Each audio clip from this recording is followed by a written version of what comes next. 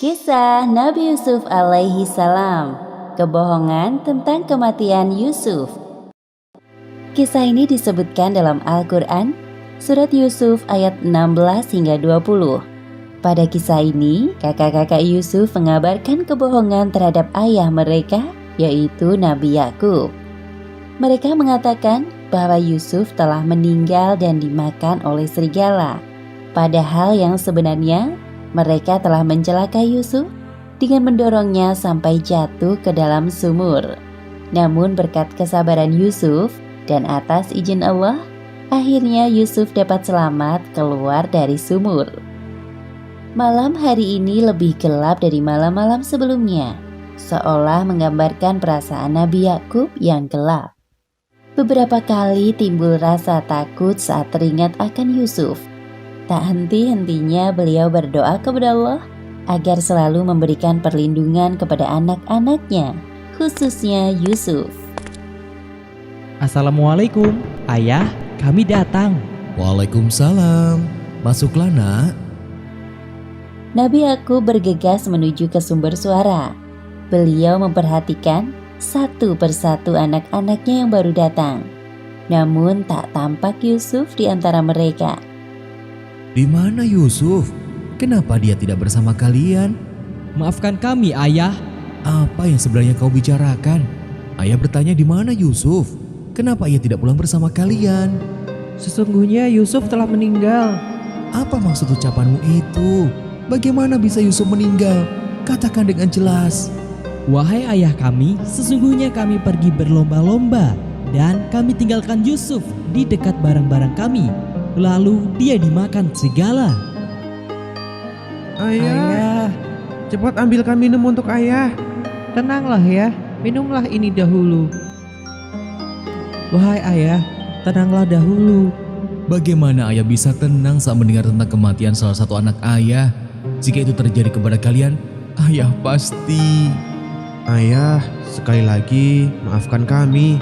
Kami sungguh merasa menyesal mengajak Yusuf ikut serta. Apa ini? Seperti yang disebutkan dalam Al-Quran, surat Yusuf ayat 18. Mereka datang membawa baju gamisnya yang berlumuran darah palsu. Yusuf, anakku. Ayah masih tidak bisa percaya. Wahai ayah, dan kamu sekali-kali tidak akan percaya kepada kami, sekalipun kami adalah orang-orang yang benar. Sebenarnya dirimu sendirilah yang memandang baik perbuatan yang buruk itu. Maka kesabaran yang baik itulah kesabaranku. Dan Allah sajalah yang dimohon pertolongannya terhadap apa yang kamu ceritakan. Kemudian Nabi Yakub berdiri dari duduknya dan masuk ke dalam kamarnya sambil memeluk baju gamis Yusuf yang berlumuran darah. Kak, aku sungguh merasa menyesal telah membohongi ayah. Aku juga. Aku kasihan melihat ayah seperti tadi. Ini kali pertamanya beliau menangis. Sudahlah, ini telah terjadi. Lagi pula, hal ini sesuai rencana kita, walau harus membuat ayah bersedih. Sebaiknya setelah ini kita bertaubat kepada Allah atas perbuatan yang telah kita lakukan terhadap Yusuf. Baik. Sepeninggal Yusuf, Nabi Yakub menjalani hari-harinya dengan kurang bersemangat. Apalagi saat muncul rasa rindunya kepada Yusuf. Setiap hari, Nabi Yakub selalu berdoa untuk Yusuf setiap kali rasa itu muncul. Ya Allah, ya Salam, Maha Penyelamat makhluknya. Hamba mohon, jikalau Yusuf masih hidup, berilah perlindungan kepadanya dimanapun ia berada. Sementara itu, keadaan Yusuf semakin mengenaskan. Meskipun begitu, Yusuf tetap sabar dan terus berdoa kepada Allah. Berkat kesabarannya, Allah menolong Yusuf dari sumur lewat perantara para musafir. Hei, lihat, di sana ada sumur. Siapa tahu ada air di dalamnya.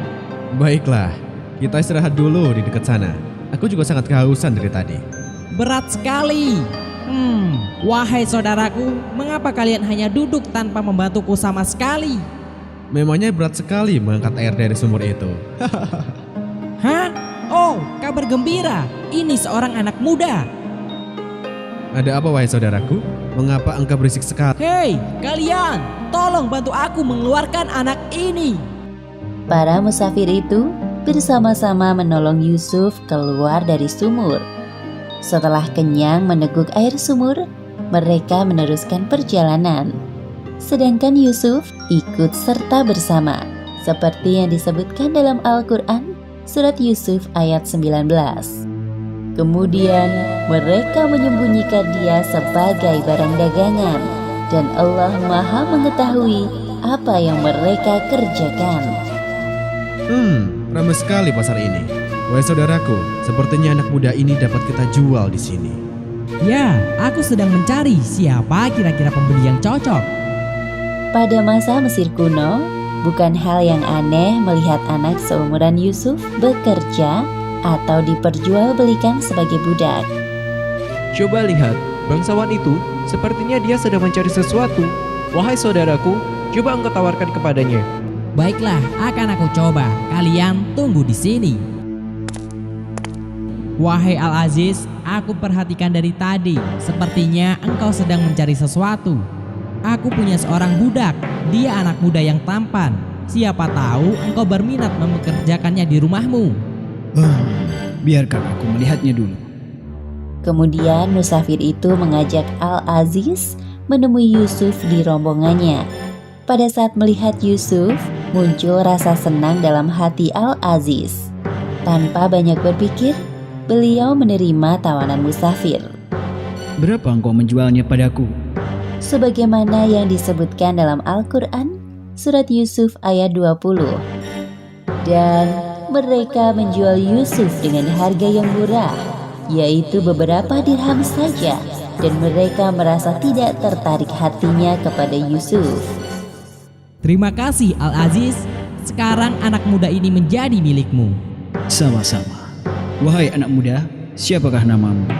Namaku Yusuf. Sebuah nama yang indah. Sekarang engkau Yusuf, ikutlah bersamaku. Akhirnya Yusuf dibawa pulang oleh Al-Aziz bersama para pengawalnya. Selama perjalanan, dalam hati Yusuf selalu berdoa kepada Allah agar diberi perlindungan atas hal-hal yang akan menimpanya nanti. Demikianlah akhir kisah kebohongan tentang kematian Yusuf. Hikmah yang dapat kita ambil dari kisah ini: pertama, jangan sekali-kali kita berbohong kepada orang tua. Karena berkata bohong adalah salah satu ciri-ciri orang munafik. Kedua, hendaknya kita selalu bersikap sabar dalam menghadapi ujian kehidupan yang sedang dihadapi.